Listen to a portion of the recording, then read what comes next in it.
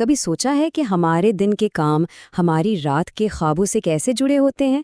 آج ہم ایک ایسی ہی بہت خوبصورت کہانی ننھے خوابوں کا میلہ کو سمجھنے کی کوشش کریں گے اور دیکھیں گے کہ یہ سادہ سی کہانی دراصل ہماری اپنی اندرونی دنیا کے بارے میں کتنا کچھ سکھاتی ہے۔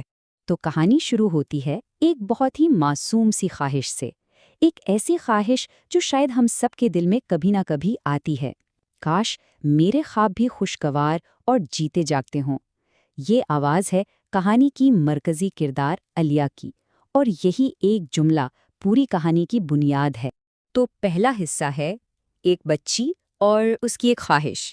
یہاں ہماری ملاقات ہوتی ہے علیہ سے، جس کے دل میں بس اچھے بہتر خوابوں کی ایک تمنا ہے۔ کہانی کا ماحول بہت سادہ ہے۔ ایک چھوٹا سا پرسکون گاؤں ہے جہاں علیہ نامی ایک بچی رہتی ہے۔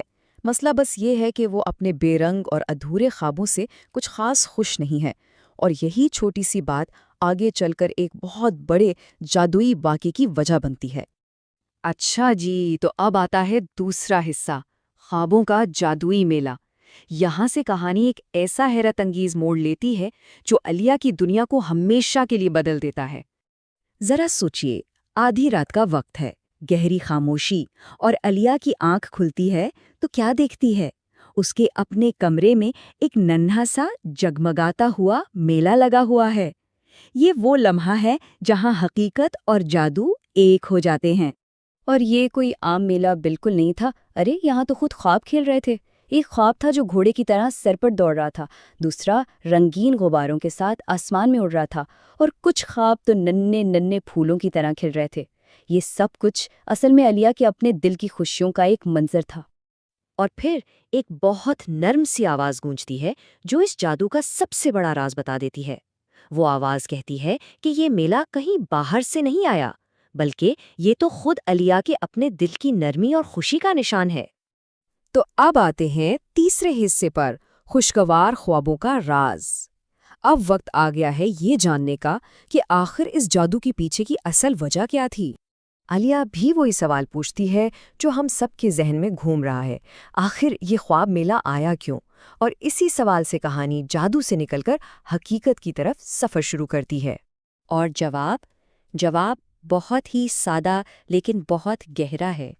اس میلے کی وجہ تھی علیہ کہ دن بھر کے صرف 3 چھوٹے چھوٹے کام، سب سے محبت، ہر حال میں شکر اور اچھے کام، بس یہی وہ نسخہ تھا جس نے اس کے دل کو اتنا پاکیزہ بنا دیا تھا۔ اس سے پتہ کیا چلتا ہے؟ یہی کہ ہماری جاگنے والی زندگی اور ہمارے خوابوں کی دنیا یہ کوئی 2 الگ الگ چیزیں نہیں ہیں۔ ہمارے دن کے اعمال ہی رات کو ہمارے خواب بن جاتے ہیں۔ مطلب ایک صاف دل ہی خوبصورت خوابوں کی زمین ہے۔ اور اب کہانی کا آخری اور چوتھا حصہ، کہانی کا اصل سبق۔ آئیے دیکھتے ہیں کہ اس تجربے نے علیہ کو کیسے بدلا اور اس پوری کہانی کا اصل پیغام کیا ہے۔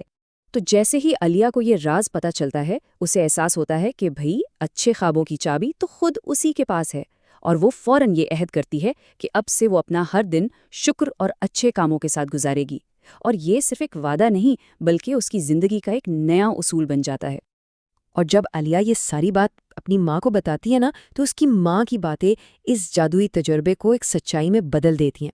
وہ بتاتی ہیں کہ بیٹا، یہ کوئی اتفاق نہیں ہے، یہ تو زندگی کا ایک اصول ہے کہ جس کا دل صاف اور نیت اچھی ہو، اس کے خواب ہمیشہ روشنی ہوتے ہیں۔ تو پھر اس پوری کہانی کا حتمی سبق کیا نکلا؟ خلاصہ بس اتنا سا ہے کہ اگر دل صاف اور شکر گزار ہو تو خواب خود بخود خوشگوار اور روشن ہو جاتے ہیں۔ جب ہم اچھے کام کرتے ہیں، محبت بانٹتے ہیں، تو ہمارے خواب ایک میلے کی طرح سج جاتے ہیں اور ہماری نیند میٹھی ہو جاتی ہے۔ اور یہ کہانی ہمیں ایک بہت اہم سوال پر چھوڑ جاتی ہے۔ اگر علیہ کے خواب اس کے دل کا آئینہ تھے، تو ہمارے اپنے خواب ہماری اندرونی حالت کے بارے میں کیا بتاتے ہیں؟